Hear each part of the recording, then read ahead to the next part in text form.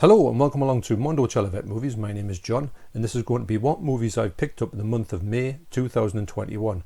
This has been a really good bumper month for me actually. It's a much bigger haul than I sort of when I put it all out, and I thought wow, it's quite a lot. I was quite surprised to see how many things I got in the month of May. So okay, I'll get straight into it. So first off, I got the new Fist of Fury, the 88 movies release by Jackie Chan. This has got amazing artwork on here by Kung Fu Bob O'Brien, as you'll see on most of the Jackie Chan things, especially on the slipcover. He does a fantastic job. This is one of the things that got me towards these line from 88 films. You get some original artwork there, and you get loads of stuff in the packaging as well. I haven't watched this one, but the picture quality in here is absolutely stunning. Next up is a narrow Blu-ray of I See You. I've heard a lot of good things about this. I've heard it's quite creepy. I've checked it out, just the picture quality on most of these Blu-rays, and it is really good. It's a brand new film, so it looks really good. So interested to check this one out. Next, in another Arrow sale, is Sister Street Fighter. This has the collection. This has 4 films in, and it's the bit of the bog standard one. It doesn't have any sort of booklets in or anything, but the whole thing was only £10. So it's a kind of must-have as well. I did see it when it first came out. It was a little bit pricey for me, especially since I don't know anything about it. But I can imagine it being a good set of films because I just love these sort of Japanese samurai, Street Fighter sort of movies. Very, very watchable, the ones I've seen. Next up is an absolutely amazing edition of Spookies from 101.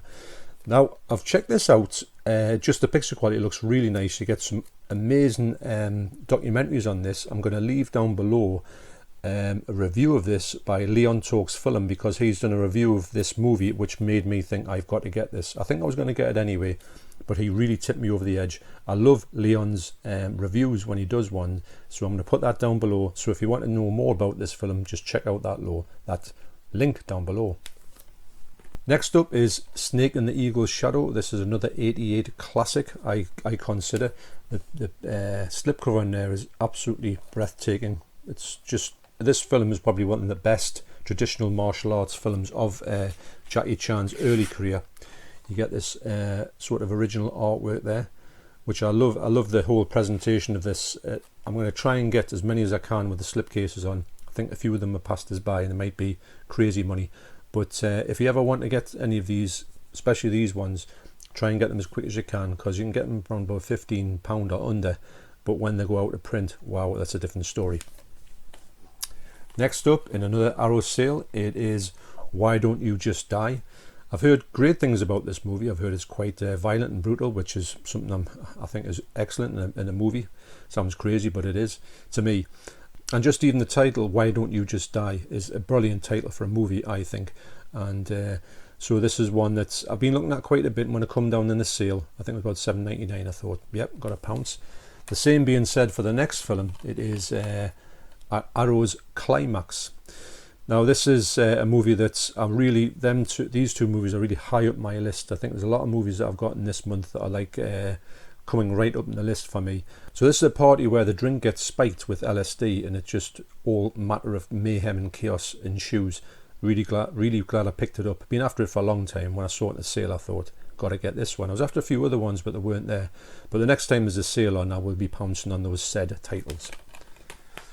Next up is a 4K of a movie that I was sort of hovering over. I didn't know if I wanted to get this one or not on 4K, but I've been looking at it that many times. I thought, well, I must in the back of my mind think that I need to get it on 4K, but not all of this series. I'm going to upgrade to 4K. And it is Star Wars, the 1977 absolute gem classic. Now what me and my wife have started watching the Star Wars saga from episode 1 right through to episode 9, wherever we are, with Solo and Rogue One in there, and we're going to rank them all at the end of it when I've done it. We've only watched 2 thus far, but when we do that one, I don't know when that's going to be, but I'll put a ranking out of what we thought of these movies. So that's Star Wars. So of course I had to get as well the 4K of The Empire Strikes Back. The original trilogy for me are just absolutely brilliant. I used to watch these to death back in the day. I don't watch them that much now, and I think when this watch, which is long overdue, I might start watching these a lot more than I have been in the past, maybe say 10 years. Of course, next it had to be Return of the Jedi. This, for me, out of the trilogy, is the weakest one in my mind. I don't know how these rankings will fare when I watch them on rewatch. They might alter from what I've got my previous conceptions of these are going to be. Maybe they're going to alter, but yep, so that's Return of the Jedi. And the last one is in this 4K section of Star Wars is Rogue One. Knew I had to get this on 4K. I might get Solo, I don't know. I've got it on Blu-ray, it looks alright on Blu-ray. I might get on 4K, not too sure, but it will be the only other one that I'll upgrade to 4K. Next off is another one of these, The Fearless Hyena, Jackie Chan, classic. Got this amazing artwork. I managed to pick this up cheap from CEX, believe it or not. Couldn't believe it when I saw it. I absolutely went running for it when I saw it in the shelves. Plus, as well, in my local CEXs, they never seem to have the slipcovers on any of their stuff. So to see this one here was just amazing. And I think, you know, if they do throw the slipcases away when they get them, I think that's just, I can't imagine that. Next up from HMV is Raw Force. I knew that this had come out on Vinegar Syndrome, and I knew it was crazy money in the Vinegar Syndrome, even though I was tempted to buy it. So when I saw this for $5.99, I thought, I'll get it. It looks like a bit of a good sort of old school romp, and it's got a nice print on it, because if Vinegar Syndrome do a master of a movie, then they usually put out a really good master of it. So yeah, so Raw Force by 101 Films. Another one on 101 Films, I had a sale on of quite a lot of them, but I had the most of the ones that I wanted, is Space Hunters, Adventures in the Forbidden Zone. I went to see it at the cinema. It was in 3D. I can't remember much about it. I just remember it being in 3D, and I remember it's a kind of like a sort of space romp. Don't know anything more about it. I've got to rewatch it because, like I say, I do know I went to the pictures, but I've got zero recollection of actually what it was all about. Next up is a film that I've been after for quite a while, and then of course what happens when you want it, you can't find it anywhere. But I managed, when I was on a trip recently for a day trip down to Barnsley, I did find it in their CEX, and it is Hereditary. Now I've watched this film the other night, and I will tell you all about what I thought about this film in what I've watched for the month of May. You might be interested in that one. Next up from Poundland is the Teenage Mutant Ninja Turtles Out of the Shadows. I have the other one, and I do know now from comments left from my subscribers that it is there's only two of these, so I've got the two of them now. So I thought, well, since I've got them, I wanted to know if there's 2 or 3 or 4 or whatever. So now I've got the two, they will be on my list to watch. Since I can watch the whole, I don't know if they're going to end at them two. I don't know much about the Teenage Mutant Ninja Turtles on this incarnation. I did used to watch them on the TV in the cartoon form, and I have seen the movies, but a long time ago. Next up, speaking of TV things, Mr. Ben, the 50th anniversary edition. I can't believe that this is 50 years old. You know, when you sit there and you think, I used to watch this when I was a kid, so it must have meant that I started watching this when I was 3. I might, it obviously got repeated to death through the 70s, so I didn't just remember it from being 3, I remember it from watching this. It was always on if you either weren't at school or if you were watching daytime TV. There was always a Mr. Ben episode on, and it's remarkable to think there was only 14 ever made. I think there was 13 made, and then one more made when they did a sort of, I think, a 40th anniversary edition, maybe 10 years ago. So this is it's got a little sort of behind the scenes with Mr. Ben. I'm really excited. I haven't opened it yet, but these are very, very watchable. It's one of the ones when you get them, when you watch them when you're a kid and you think they're brilliant, then sometimes you go back and revisit them as an adult and you think, what a load of rubbish. But this one here does hold up, does stand this test of time. It's like a really good journey back in time for me. Probably my favourite TV show as a kid. Next one is the one that was after. I heard a lot of people talking about this on YouTube. That's a great thing about YouTube. Sometimes they'll point in a direction of a movie that you would never ever even know about or hear about or think, is it a good movie? It is The 800. It was only $6.99 from HMV. So I saw it and I thought, I bet that's going to be like a crazy price, like 25 quid or something. But for $6.99, I thought, yep. I haven't checked it out or anything like that, but I do know I've heard great things about it, and a lot of people in the community of YouTube are picking it up. Next up is a movie that is a good movie. I've seen some of it. I haven't seen all of it. I stopped it when I realised it was coming out on physical media when I had it downloaded on Sky Movies. So then I'm gonna watch it on this release, and it is Uncle Peckerhead, or as you say in Newcastle, the northeast of England, Uncle Peckerhead.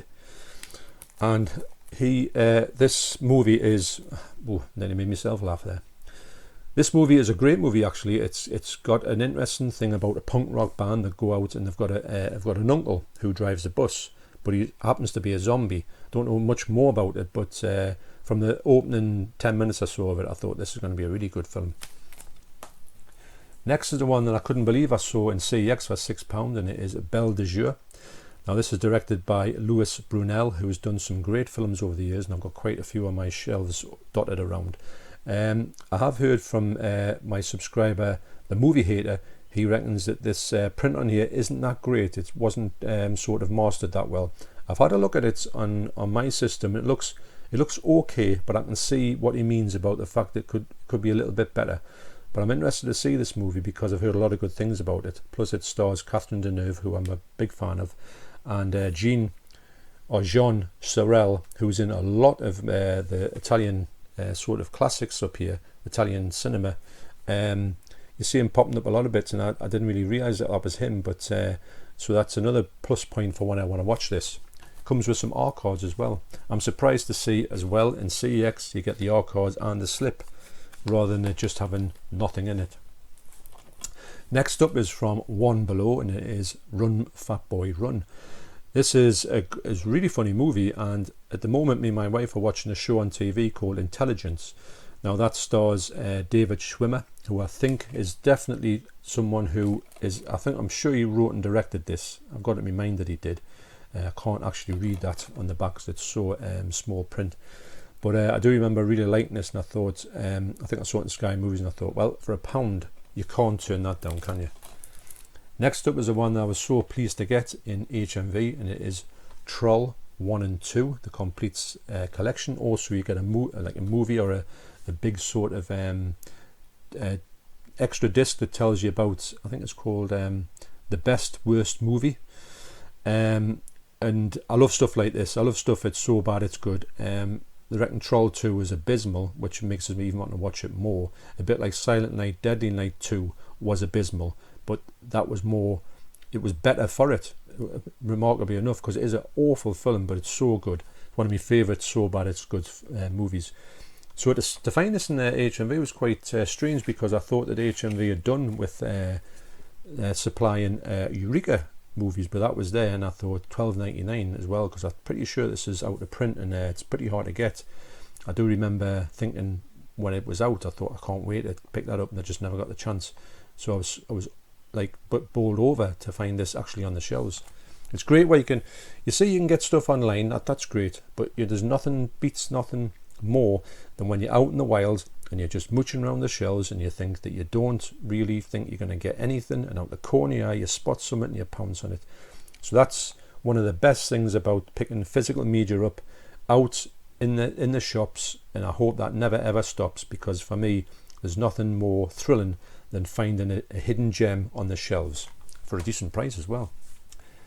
Next up from CEX is The Beast Must Die.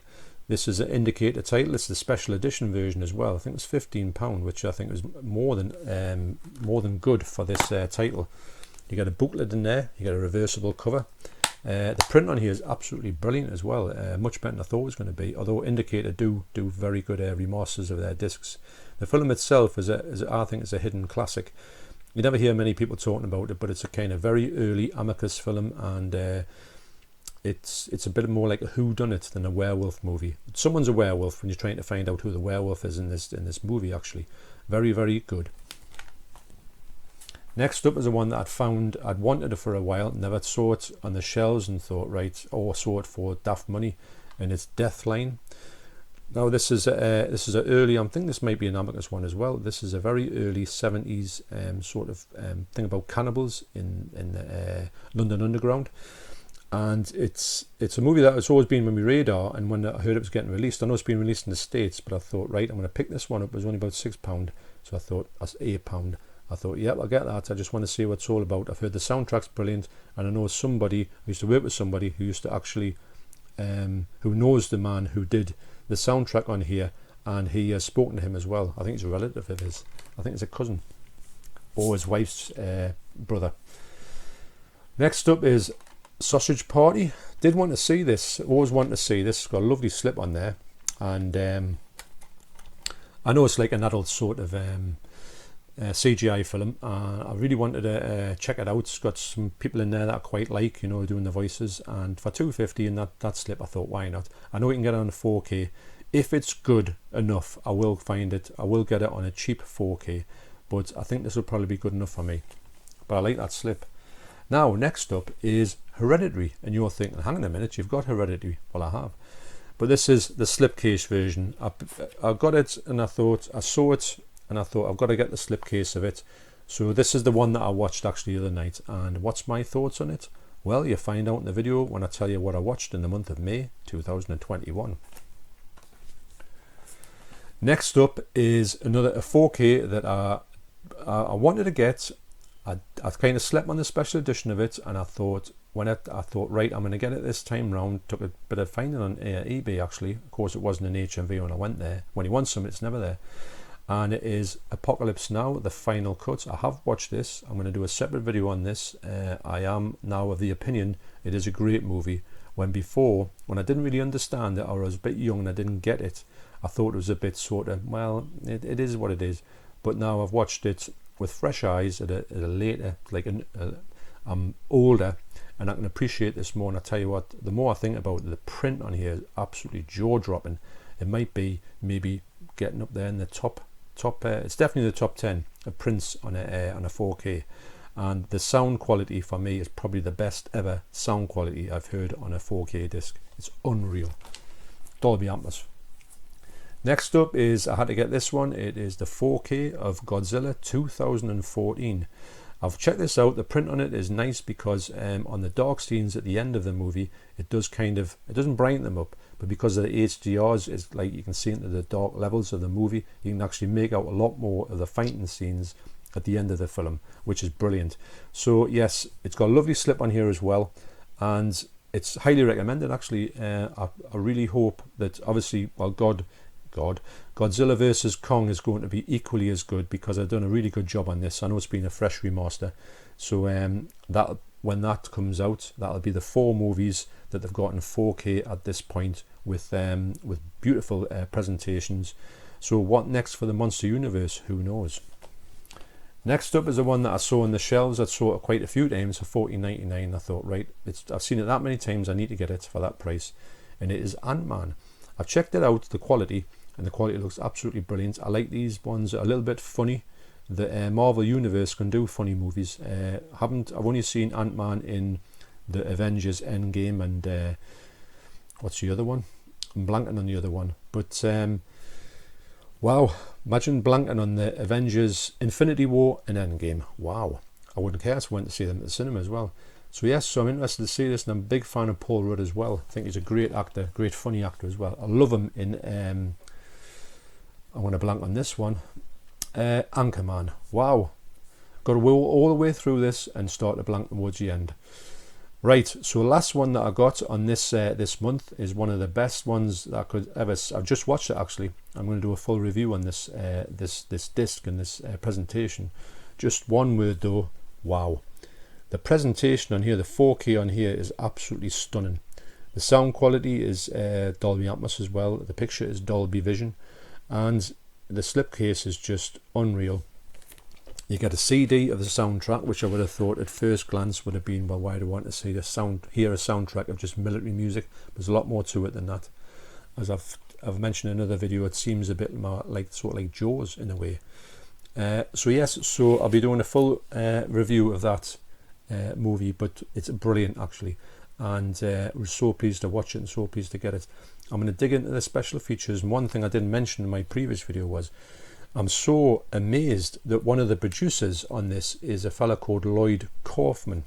Now Lloyd Kaufman is famous for owning Trauma Films. Now Trauma Films are the people who put out Romeo versus Juliet, the Toxic Avenger, some really low budget trash, and they put he had a help in this. Actually, he's in the film as well. He plays a part in this, and I just think Lloyd Kaufman in this. I couldn't get my head around that, but the film is really good actually. But I've got a lot to talk about in this, but on a separate video. Okay, so that's everything for the month of May. I feel like I got a really good stash there, and hopefully June will be even better. Now, as a sort of side note, a very quick side note, June 2019 was the best ever haul that I ever had in the history of my hauls I recorded, probably on my phone. So one day I'm going to do a video of everything that I got in June of 2019, just as a separate video, just to say, guess what, look what I got in this haul. And then I'll tell you exactly how much I spent in that month as well, which was quite phenomenal. P.S. Don't tell the wife. Okay, so thanks once again for watching. You take care, and I'll see you on the next video. Cheers.